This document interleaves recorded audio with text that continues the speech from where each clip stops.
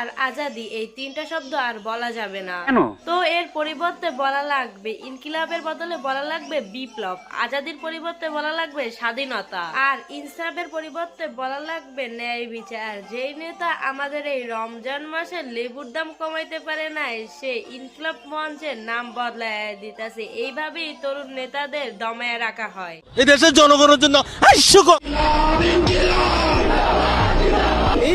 এই ইনকিলাব জিন্দাবাদ বন্ধ করার জন্য এখন তারেক রহমান উইটটা পড়া লাগছে। হ্যাঁ, এই যুব সমাজকে যারা ন্যায়ের পথ থেকে সরিয়ে আনতে চাইছে তাদেরই সর্বনাশ ঘটেছে। নিঃসন্দেহে তুই ঠিক কথা বলেছিস। ক্ষমতা পাইয়া গেছে বইলা তারা মনে করতেছে কি এখন যা খুশি তাই করতে পারবে, কিন্তু এইটা ভুইলা গেছে 17 বছরের স্বৈরাচারকে আমাদের এই বাংলাদেশ থেকে পালাইতে বাধ্য করছে এই যুব সমাজ।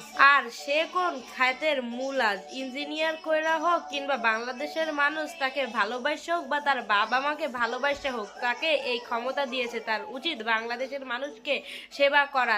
সঠিক বলেছেন। তা না কইরা করছে ষড়যন্ত্র। এখন থেকে চাঁদা নিতে আর নাই ভয়, এমনটাই ঘোষণা দিলেন যোগাযোগ মন্ত্রী। তো কিসের আর ভয়, এখন থেকে ছাত্রী যারা আছে সবাই যারা চাঁদা নিতে পারবে। তো ব্যবসায়ী ভাইয়েরা কি অবস্থা, সবাই একটু নিজের পিঠ বাঁচাইয়া চললেন, আসলেই হাস্যকর। এটা হইলো বেটা, হইলো এটা।